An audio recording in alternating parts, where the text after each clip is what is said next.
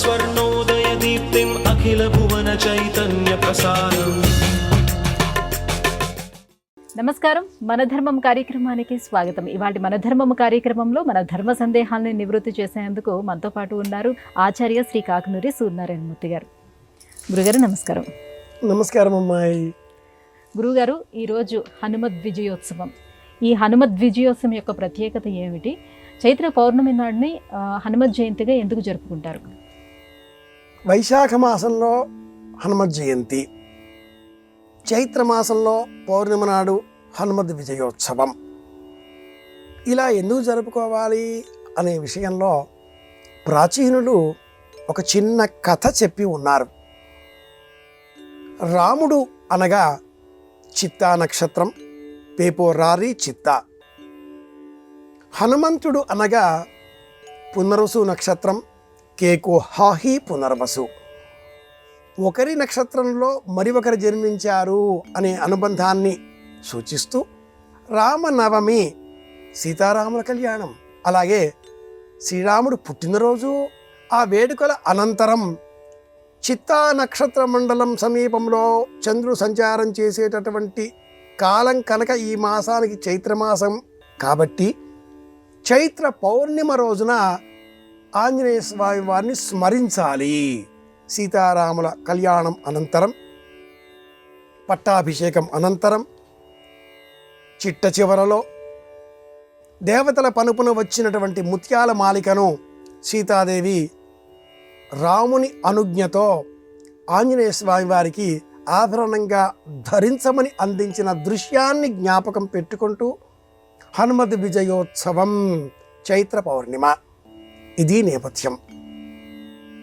ఆ ముత్యములను ఆంజనేయుడు నోటితో అలా గిల్లి కొరికి పెకిలించినట్లుగా ఎక్కడా చెప్పబడలేదు. మన జానపదుల కల్పనలలో ఉండేటటువంటి ఊహపోహలు ఇవన్నీ కూడా సీతారాములు తన మనస్సులో ఉన్నారు అని లోకానికి చాటి చెప్పే నిమిత్తమై ఈ దృశ్యాన్ని జానపదులు కల్పించుకున్నారు. కానీ ప్రామాణికంగా సీతారాముల వివాహం, అలాగే వియోగం, రావణ సంహారం, పట్టాభిషేకం అనంతరం ఏర్పడిన దృశ్యావళిలో కవి సమ్రాట్ విశ్వనాథ సత్యనారాయణ గారు నందిగ్రామరాజ్యం అనే పేరు గల ఒకానొక నవల, వారు వ్రాసిన 58 నవలలలో చిట్ట చివరి నవల నందిగ్రామరాజ్యం. ఆ నవలలో ఎంత అద్భుతంగా వర్ణించారో. అలాగే స్వర్ణసీత అన్న పేరిట తెన్నేటి హేమలత, లత అనే గొప్ప రచయిత్రి వ్రాసిన నవలలో కూడా ఈ దృశ్యాన్ని అంతే రమణీయంగా మనం చదువుకోవచ్చు. వానరులంతా వరుసలుగా బారులుగా భోజనం చేసే నిమిత్తమే కూర్చుని ఉండగా తమ తమ శక్తియుక్తులను ఒక్కొక్క వానరుడు ప్రదర్శించే సమయంలో మౌనంగా ఆ వరుసలో ఉండి ఆంజనేయుడి దర్శనం ఇస్తాడు, ఎగిరి పడడు. అది చైత్ర పౌర్ణిమ. చైత్ర పౌర్ణిమ నాడు ఆంజనేయ స్వామి వారు అపరిమితమైన పరాక్రమం కలిగి ఉండి కూడా దాస్య భక్తితో ఏ దైవాన్ని మనసులో నమ్మి ఉన్నాడో ఆ దైవమే నిజం, ఆ దైవమే సమస్తం, ఆ దైవమే ప్రాణం, ఆ దైవమే నేను అన్న భావనతో మనసులో రాముడిని నిలుపుకొని మనకందరికీ కూడా దృష్టాంతంగా నిలిచాడు. కనుక శ్రీరామనవమి నాడు ఎంత భక్తితో రామ కళ్యాణం చూశామో, ఎంత నిష్ఠతో రామనవమి వ్రతాన్ని, స్కాంద పురాణోక్తంగా ఉండే వ్రతాన్ని పాటించి ఉన్నామో అంతే నిష్ఠతో, అంతే భక్తితో చైత్ర పౌర్ణిమ నాడు దాసాంజనేయుడిగా ఆంజనేయుడిని కూడా మనం తలచుకోవాలి. రామచంద్రమూర్తి భరతుడితో సమానంగా ఆంజనేయుడిని సంబోధించిన దృశ్యాన్ని మనం మర్చిపోకూడదు. అలాగే లోకంలో మరొక వాక్యం కూడా బహుళ ప్రచారంలో ఉంది. లంకా నగరం చేరి సీతా సందర్శనం చేసి లంకా దహనం చేసి ఆంజనేయుడు శ్రీరాముని సన్నిధానానికి తిరిగి వచ్చిన రోజు ఈరోజు అనే వాక్యం కూడా బహుళ ప్రచారంలో ఉంది. సందర్భం ఏదైనా చైత్ర పౌర్ణిమ దక్షిణ భారతదేశానికి సంబంధించినంత మేరకు హనుమత్ జయంతి, హనుమద్ విజయోత్సవం. ఉత్తర భారతదేశంలో మరింత విశేషంగా పాటిస్తారు. దక్షిణ భారతదేశంలో కూడా తెలుగువారింట కూడా కొంత మేరకు హనుమంతుడి జనన సమయము, వైశాఖ మాసము, దశమి తిథి ఇవన్నీ కూడా వివరణాత్మకంగా తెలిసినటువంటి నేపథ్యంలో చైత్ర పౌర్ణిమని కూడా ఉభయ పక్షాలు ఉత్తర దక్షిణ భారతాలు నేటి కాలంలో హనుమంతుడి విజయోత్సవంగానే పాటిస్తున్నాయి. మనము అలాగే ఆచరిద్దాం. గురుగారు, దైవానికి కొబ్బరికాయ సమర్పించటంలో ఆంతర్యం ఏమిటి? కొబ్బరికాయ అంటే పిలక ఉన్న కొబ్బరికాయను కొట్టడం, పిలక లేని కొబ్బరికాయ కొట్టడం, ఈ రెండింటి మధ్య ఉన్నటువంటి ఆంతర్యం ఏమిటి, ప్రత్యేకత ఏంటి? దేహం ఉన్నంతకాలం సందేహాలు ఉంటాయి. సందేహం తీరాలి అంటే సావధానమైన సమాధానమే మనకు లభిస్తుంది. సావధానమైన మనస్సుకే సమాధానం. ఉన్నంతకాలం ఈ కొబ్బరికాయ అలాగే దీపాలకు వినియోగించేటటువంటి వత్తులు మనల్ని విడిచిపెట్టవు. కొబ్బరికాయని పిలక పెట్టుకొని మనం పొగల కొడదాం. మనం వేసుకున్న పిలక ముడి వేసుకున్నప్పుడే ఆ పిలక ఉన్న కొబ్బరికాయని మనం పగల కొట్టాలి. మగవారికి కూడా పిలక ఉండాలి, ఆ పిలక ముడి వేసుకొని ఉండాలి. మహిళలు కూడా జుత్తు విరబోసుకొని కొబ్బరికాయ పొగల కొట్టకూడదు, జుత్తు ముడి వేసుకునే పొగలు కొట్టాలి అని చెప్తారు.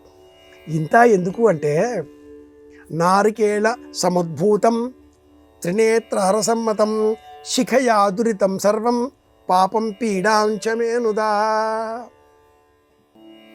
కొబ్బరికాయని పిలక ఉన్న భాగం మన వైపున ఆ పిలక ఉండేలాగా పెట్టుకొని పొగలు కొట్టాలి.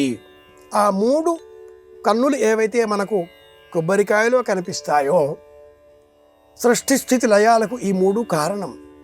కొన్ని ప్రత్యేకమైనటువంటి వ్రతాలలో, నియమాలలో, దీక్షలలో పిలక తొలగించి ఈ 3 బెజ్జములలో ఒక దారిని తొలగించి దాని నిండా ఉన్న నీరు తొలగించిన అనంతరం నెయ్యిని నింపి గోధుమ పిండితో తిరిగి మళ్ళీ మూసివేసి ఆ పిలక తొలగించిన నేతితో కూడుకున్న కొబ్బరికాయను దీక్షాధారులు తమ వెంట తీసుకుని వెళుతూ ఉంటారు. అక్కడ ఆ దీక్షాధారులైన ఈ నేతితో కూడుకున్న ఆ కొబ్బరికాయను వారు విసరి పగలగొడుతూ ఉంటారు. ఇది తాంత్రికం. శాస్త్ర ప్రమాణాన్ని అనుసరించి మన గృహాలలో మనం చేసేటటువంటి సర్వవిధ కర్మలలో నారికేళము కొబ్బరికాయని సమర్పించే సమయంలో ఆ కొబ్బరికాయకు కుంకుమ బొట్టు పెట్టకూడదు, ఇలా చూపించకూడదు. కొబ్బరికాయ తీసుకోవాలి, ప్రశాంతంగా భేదించాలి, నీటిని సేకరించుకోవాలి. సేకరించిన పాత్రలో ఉండే నీటిని ఉద్ధరణ ద్వారా వినియోగించాలి అభిషేక సేవ కోసం. అంతేగాని కొబ్బరికాయ వక్కలతో అలాగే ఆ అర్చనామూర్తి పైన వేయకూడదు, పోయకూడదు. దోషం. విడివిడిగా మనం ప్రతి పాత్రకు ఒక లక్ష్యాన్ని, ఒక పద్ధతిని పాటించాలి అంటుంది శాస్త్రం. పిలక ఉంటే ఇంత కథ, పిలక తొలగిస్తే అంత కథ. ఇది విషయం. గురుగారు, దేవాలయంలో దేవుని దర్శనం అయిన తర్వాత తీర్థ ప్రసాదాలు స్వీకరించిన తర్వాత తలపైన శటగోపం పెడతారు. ఎందుకు? దీని అర్థం ఏమిటి? శఠము అంటే అహంకారము అనే అర్థం కూడా ఉంది. నేను అన్న అహంకారం తొలగితే కానీ దైవానుగ్రహం లభించదు. ఈ అహం అంత సులభంగా వెళ్ళేది కాదు. ఆంగ్లంలో ఐ అనే అక్షరంతో మనం సూచిస్తూ ఉంటాం. ఐ యామ్, నేను, నేను, నేను, నేను. ఈ నేను పట్టుకున్నంత కాలం ఇలాగే ఇక్కడే ఉంటాం. నేను పోవాలి, నాలో ఉన్న నేను అన్న ఆ భావన పోవాలి. ఇందుకోసమే ఆలయాలలో శఠారి అన్న పేరిట శఠగోపమును శిరస్సు పైన కిరీటం వలె ఉంటుంది, నెత్తిపైన పెడతారు. రాజు సమానమైన గౌరవం మనకు లభిస్తుంది. కొన్ని ఆలయాలలో ఆ ఆలయ నియమాలకు, ఆలయంలో వెలిసినటువంటి ప్రధాన అర్చామూర్తి ధర్మానికి సూచనలకు లోబడి ఆ శఠగోపమును శిరస్సు, భుజములు, హృదయమునకు కూడా చూపించడం మనం గమనిస్తూ ఉంటాం. భుజాలకు కూడా ఆ శఠగోపమును దర్శింపజేస్తూ ఉంటారు. దైవతత్వానికి ప్రాతినిధ్యం వహించే విధంగా ఆ దర్శనం మనం గమనించవచ్చు. ఆ శఠగోపం పైన ఉండేవి భగవంతుడి పాదములు. కళ్యాణోత్సవాలలో కూడా భగవంతుడి పైన మనము అక్షింతలను వేసే యోగ్యత లేని వారం కనుక భగవంతుడి సాన్నిధ్యంలో ఈ శఠగోపమును అలంకరించి ఏర్పాటు చేస్తారు. ఆ కళ్యాణోత్సవాన్ని నిర్వహించేవారు సైతం అక్షింతలను, తలంబ్రాలను సమస్తమును ఈ శటగోపం పైన వెయ్యాలి, పాదముల పైన వెయ్యాలి, పాదరక్షల పైన వెయ్యాలి. పరమాత్ముడి పైన వేసే అర్హత, హక్కు, యోగ్యత మనకు లేదు. ఈ శటగోపమును మన శిరస్సు పైన అలా వారు తీర్థప్రసాదాల స్వీకరణ అనంతరం ఉంచారు అంటే అర్థం మనలో ఉండే అహంకారాన్ని తొలగించే ప్రయత్నానికి ఇది నాంది. బీజావాపనం, అంకురారోపణం. శిరస్సు పైన కేశములు నేను అహంకారానికి ప్రతీక, తొలగించి దేవతా దర్శనం చేసుకుంటాం. అలాగే నేను అన్న భావం, ఈ శిఖ, ఈ ముడి, ఈ చివర నేను అన్న భావం సర్వేంద్రియాణం నయనం ప్రధానం. దేహంలో ఉండే సర్వ అవయవాలలో కూడా శిరఃప్రధానం. ఈ శిరస్సు పైన ఉంచే ఆ మకుటం అహంకారానికి ప్రతీక కాకుండా ఉండాలి. ఆ పైన ఉండే పరమాత్ముడి పాదాలకు ప్రతీక. భరతుడితో సమానంగా మనల్ని మనం గుర్తించాలి. అందుకోసమే ఈ పాదముద్రికలు. భరతుడికి రాజ్యాధికారాన్ని ఇచ్చాడు రాముడు. కొంతకాలం మాత్రమే. రాజ్యాధికారాన్ని భరతుడు స్వీకరించాడా? కాషాయ వస్త్రములు ధరించి పాదరక్షలను సింహాసనం పైన ఉంచి ప్రతీకాత్మకంగానే ఉన్నాడు, కానీ నాది అనుకోలేదు. ఇది ముఖ్యం, ఇదే ముఖ్యం. గురుగారు, ధనం లేకపోవటం, బంధుమిత్రులు లేకపోవటం, తినటానికి తిండి లేకపోవటం, ఇలాంటి అనేక కష్టాలు అనుభవిస్తున్నప్పుడు దారిద్ర్యం అనుభవిస్తున్నాం అని అంటారు. నిజానికి అసలైన దారిద్ర్యం అంటే ఏమిటి? మనస్సుకు సవ్యమైన ఆలోచన రాకపోవడమే దారిద్ర్యం. భావ దారిద్ర్యము అంటారు. ఊహ లేకపోవడం. అన్ని పురాణాలు, శాస్త్రాలు, వేదాలు, ధర్మాలు, ఉపనిషత్తులు, సమస్త వైజ్ఞానిక అంశం సూచించేటటువంటి సమాధానం ఒకటి ఉంది. అది పెదవుల పైన ఆనందంతో కూడుకున్న చిరునవ్వు లేకపోవడమే దారిద్ర్యానికి సూచన. పంచ మహా ఆపదలు వచ్చినప్పుడు దుఃఖం కలుగుతుంది అని మహాభారతం వివరిస్తుంది. అందులో ఇల్లాలు లేకపోవడం, కష్టకాలంలో బంధువులు ఇంటికి రావడం, భార్యా వియోగశ్చ జనాపవాదో, రుణస్య శేషం కుజనస్య సేవ, దారిద్ర్యకాలే ప్రియదర్శనంచ వినాగ్నిన పంచదహంతి చిత్తం. ఈ 5 మహా ఆపదలలో సైతం ఎవరైతే నవ్వగలుగుతారో వారికి ఎప్పటికీ కూడా దారిద్ర్యము దరిచేరదు.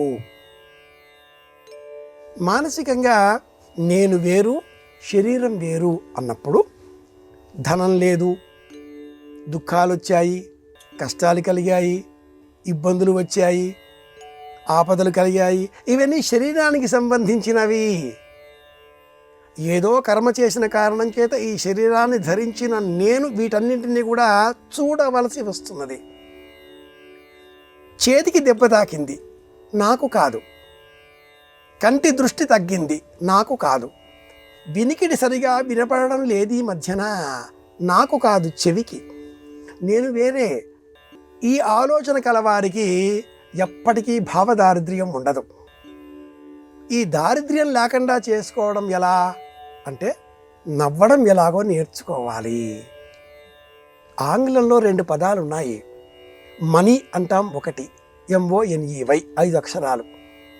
రెండవ పదం కూడా ఉంది, స్మైల్, SMILE 5 అక్షరాలు, నవ్వు. డబ్బు వచ్చే కొద్దీ నవ్వు పోతుంటుంది. ఎలా ఇన్వెస్ట్ చేయాలి, పెట్టుబడి పెట్టాలి, ఎలా పెంచుకోవాలి, ఎలా దాచుకోవాలి, ఇవన్నీ సమస్యలు మొదలవుతూ ఉంటాయి.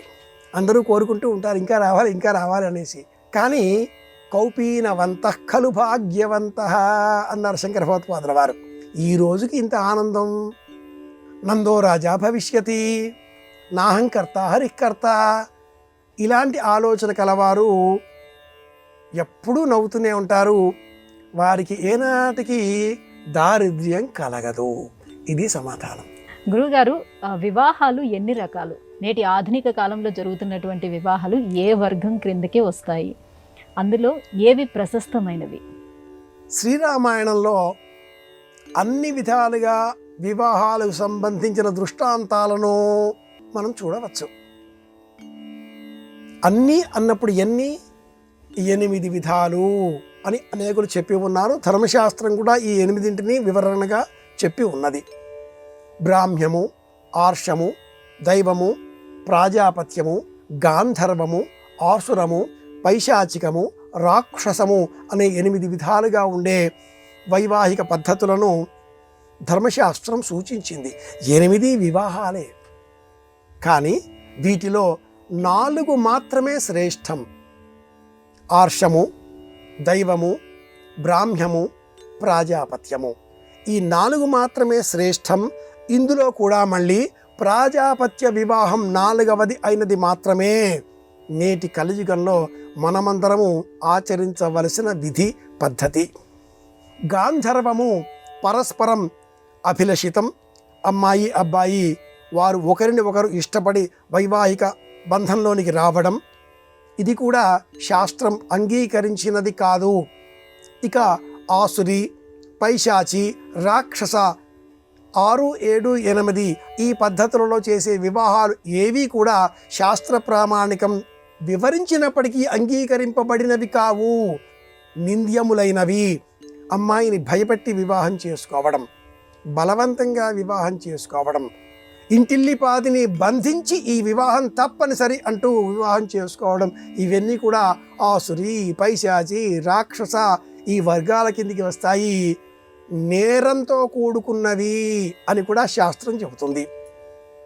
ఈ 3 సరసన గాంధర్వ పద్ధతిని కూడా శాస్త్రం చేర్చింది. ఇది కూడా ఆమోదయోగ్యం కాదు. ఆమోదయోగ్యమైన వివాహ పద్ధతి ఒకే ఒక్కటి 8ంటిలో, అది ప్రాజాపత్య వివాహ పద్ధతి.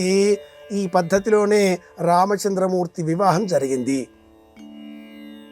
ఇరువురి కుటుంబాల పెద్దలు ఒకచోట కూర్చొని ఇరువురి కుటుంబాల చరిత్ర తెలిసినటువంటి ఋషులు, ఆయా ఋషి పరంపర, గోత్ర పరంపర, పెద్దలు, తాత, ముత్తాత, తండ్రి వాళ్ళ పేర్లన్నీ కూడా ప్రస్తావన చేస్తూ వధూవరుల గుణగణాలు ఒకరికి ఒకరు తెలిసే విధంగా ముచ్చటించుకొని, ఏ రోజున వీరికి వివాహం జరిపితే గృహస్థాశ్రమ ధర్మంలో వీరు ధర్మబద్ధమైన జీవితాన్ని గడిపి యోగ్యత గల యజ్ఞయాగాది కర్మలు ఆచరిస్తారు, ఇవన్నీ కూడా చెప్పి నిర్ణయం చేసి సమస్త దేవతలను ఆహ్వానించి పచ్చని పందిరిని నిర్మించి ఐరేణి కుండలతో సహా శ్రీరామాయణం ఎంత అద్భుతంగా వర్ణన చేస్తుందో. ప్రాజాపత్య వివాహం అంటే పెద్దలు కుదిర్చిన పెండ్లి. ఇదే యోగ్యం, ఇదే శ్రేష్టం, ఇదే ఆచరణీయం. గురుగారు, నేటి కాలంలో వివాహ వేడుకలో ప్రధాన అంశం ఏదేనంటే ఎవరు చెప్పలేని పరిస్థితి. వివాహ వేడుకలో అసలైన ఘట్టం ఏది? నేటి కాలంలో వివాహ వేడుకలలో అసలైన ఘట్టం అంటే ఆ ఫోటోలు తీసేవాడు ఏ ఘట్టం నిర్ణయిస్తాడో అదే ప్రధాన ఘట్టంగా మారిపోయింది. చాలా బాధపడవలసిన అంశంగా మారిపోయింది. మొత్తం వివాహ వేడుకను ఆమూలాగ్రం చిత్రీకరించేటటువంటి మిష వంకతో ఆ ఛాయాగ్రాహకుడు అగ్రతాంబూలం స్వీకరించి అగ్రాసనాధిపత్యం వహించడంతో అసలు ఈ వివాహంలో ఏ ఘట్టం ముఖ్యం అన్న అంశం తెరమరుగున పడిపోయింది. తెరమరుగున అన్నప్పుడు అమ్మాయి అబ్బాయి మధ్యన తెరసెల్లా ఉంచి ఒకరిని ఒకరు కన్నులలో కన్నులు ఉంచి చూచుకొని శిరస్సు పైన జీలకర్ర బెల్లం అలంకరించడం సుముహూర్తం అన్న పేరిట ప్రసిద్ధం. ఈ సుముహూర్తం సమయంలో అనేకులు ముహూర్త సమయాన్ని, నిర్ణయించిన సమయాన్ని ఇలా వాచీలు చూసుకుంటూ ఆ సమయంలో జీలకర్ర బెల్లం పెట్టుకోండి అంటూ ఉంటారు. అది ప్రమాణం కాదు. ఒకరిని ఒకరు చూడడం ప్రధానం. ఒకరి కన్నులని ఒకరు చూసే సమయమే మొత్తం వివాహంలో ప్రధానం. ఉత్తర దక్షిణ భారతాలలో వివాహం నిర్ణయించే సమయంలో బొట్టు పెట్టడమే వివాహం అయిపోయింది. ఉత్తర భారతదేశంలో చెయ్యి పట్టుకోవడమే వివాహం. దక్షిణ భారతదేశంలో పాణి గ్రహణం, పాణి అంటే చెయ్యి, అందుకే మనవారు షేకింగ్ హ్యాండ్స్ పర్మిషన్ చేయరు, అంగీకరించరు. చెయ్యి చెయ్యి కలుపుకోకూడదు, చెయ్యి చెయ్యి కలుపుకుంటే చెంప వాల్చుతుంది అని కూడా చెప్పేవారు, కలపకూడదు. మరి ప్రధానమేది? చూడడం. అఘోర చక్షురపతిఘ్నేధి శివాపతిభ్య సుమనా సువర్చా జీవసూర్దేవకామాస్యో నాశన్నో. అలాంటి మంత్రాలవి. షంచతుష్పదే. శం అంటే సుఖం, ఆనందం.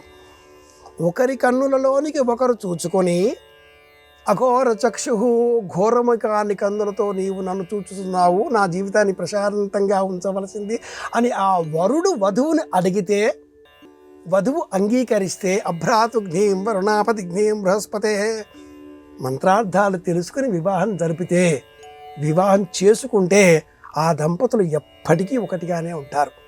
భౌతికంగా వియోగాలు రావచ్చుగాక, కానీ శాస్త్ర ప్రామాణికంగా మొత్తం వివాహం మీద ఏ ఘట్టం ప్రధానం అంటే తాళిబొట్టు అంటారు, కన్యాదానం అంటారు, కాళ్ళు కడగడం అంటారు, జీలకర్ర బొల్లం పెట్టడం అంటారు, కొంగు ముడివేయడం అంటారు, సప్తపది అంటారు. ఆయా ధర్మాలకు సంబంధించిన అనేక కార్యక్రమాలు ఇవన్నీ కూడా చట్టం ప్రకారం మట్టుకు సప్తపది అయితేనే వివాహం అయినట్లు. భారతీయ వైవాహిక చట్టం, ఇండియన్ పీనల్ కోడ్ సప్తపది అయితేనే వివాహం అయినట్లు, లేకపోతే కానట్లు. 1955లో వచ్చిన చట్టం ఇది విషయం. గురువుగారు, మరి జాతక పరంగా చూసుకునేటప్పుడు వివాహం అనేది ఎప్పుడు ఎవరితో ఏ వయసులో అవుతుంది అనే విషయాన్ని మనం తెలుసుకోవచ్చా? ఏ గ్రహాలు ఈ వివాహం గురించి తెలియజేస్తాయి? తప్పకుండా తెలుసుకోవచ్చు. వివాహం ఎలా అవుతుంది, ఎప్పుడు అవుతుంది, ఎందుకు అవుతుంది, ఇది కూడా ఒక ప్రశ్న. వివాహం ఎందుకు అవుతుంది కూడా ఒక ప్రశ్న. కొన్ని గృహాలలో వివాహం ఆ ఇంట్లో బామ్మగారు వెళ్ళిపోతున్నారు, ఆవిడ వెళ్ళిపోయే లోపల పెళ్ళి కావాలి, అలా కూడా అవుతుంది. విదేశాలకు వెళ్ళే అవసరాలు ఉంటాయి, అబ్బాయి అక్కడ ఉన్నాడు, అమ్మాయి ఇక్కడ, ఆ సంబంధంగా వచ్చేటటువంటి అనుమతులు పరిమితుల కోసం కూడా వివాహాలు అవుతూ ఉంటాయి. అలా కూడా మనం చూస్తూ ఉంటాం. అది ఒక సందర్భమే. ఆస్తిపాస్తుల కోసం కూడా వివాహాలు అవుతూ ఉంటాయి, అనుబంధాలు నిలబెట్టుకోవడం కోసం కూడా వివాహాలు అవుతూ ఉంటాయి. అయితే జాతక చక్రంలో వివాహం ఎప్పుడవుతుంది తెలియజేసేటటువంటి స్థానం 7వ ఇల్లు, సప్తమం. సప్తమం ద్యూ నమస్తంచ ద్యూతంచ మదనస్కర కామో వివాహో జామిత్రం భార్యేతి వినిదర్శితం అని నిఘంటువు ఈ సప్తమ స్థానాన్ని వివరిస్తుంది. క్షితీశోద్యుదయో రాశి ఆ భావాలలో కూడా సప్తమానికి సంబంధించి లగ్నం నుంచి 180 డిగ్రీలలో ఉండే ఈ స్థానానికి సంబంధించి భార్యాభర్తలలో ఎవరికి ఎలాంటి వారు రాబోతున్నారు, ఆ సప్తమాధిపత్యం గల గ్రహం ఏ క్షేత్రంలో ఉంది, ఎవరితో కలిసి ఉంది, నవగ్రహాలలో ఎలాంటి భర్త వస్తాడు, ఏ విధమైనటువంటి భార్య ఏ విధంగా ఉండే అందంగానా, కురూపంగానా, గుణవతిగానా, లేకపోతే ఏ వయసులో ఉండే అమ్మాయి ఎలా ఎలా ఎలా అన్న ఆ ప్రశ్నలంటి సమాధానం శుక్రగ్రహం. శుక్రుడు వివాహకారకుడు. ఈ సప్తమ క్షేత్రంలో గురువు ఆలస్య వివాహం. శుక్రుడు శని కలిసి ఉన్నారు, వివాహం అయినప్పటికీ భంగం. శుక్రుడు రాహువు కలిసి ఉన్నారు, వివాహం మరింత శీఘ్రంగా ఇబ్బందికారకం. కేవలం శని మాత్రమే విపరీత ఆలస్యం. గ్రహాల స్థానాలు అనుసరించి తప్పకుండా జ్యోతిషం ఒక గొప్ప శాస్త్రం. వివాహం ఎప్పుడవుతుంది, ఎలా అవుతుంది, ఎందుకు అవుతుంది, ఇది యోగింపబడుతుందా, భంగంగా ఏదైనా ఇబ్బందులు రాబోతున్నాయా, వివాహానికి పూర్వమా పరమా, ఏ విధమైన పరిష్కారాలు చేస్తే అనుకూలత, ఇవన్నీ కూడా శుక్రగ్రహం తెలియజేస్తుంది. అయితే నవగ్రహ మంటపంలో కుజగ్రహం కూడా కొంత వివాహపరమైన చిక్కులు, వివాహం అనంతరం వచ్చేటటువంటి సంతానపరమైన, కౌటుంబికపరమైన, రెండు కుటుంబాలు కలిసి ఉండేటటువంటి సమయంలో వచ్చే ఘర్షణలు, ప్రేమలు, వీటన్నిటినీ కూడా కుజగ్రహం వివరిస్తుంది. ముందు శుక్రగ్రహం, అనంతరం కుజగ్రహం, ఎప్పుడు గురుగ్రహం, ఎందుకు శనిగ్రహం, ఎలా రాహుగ్రహం, ఇవి మనకు తెలియజేస్తాయి. గురుగారు, ఇవాళ మన ధర్మం కార్యక్రమంలో మాకు వచ్చిన ఈ ధర్మ సందేహాలన్నీ కూడా నివృత్తి చేసినందుకు ధన్యవాదాలండి. కృష్ణార్పణం. ఇది ఇవాళ మన ధర్మం కార్యక్రమం. రేపటి మన ధర్మం కార్యక్రమంలో మళ్ళీ కలుసుకుందాం. నమస్కారం. ఈ కార్యక్రమాన్ని తిరిగి చూడాలనుకుంటే www.youtube.com/ETV Life Spiritual లో చూడవచ్చు.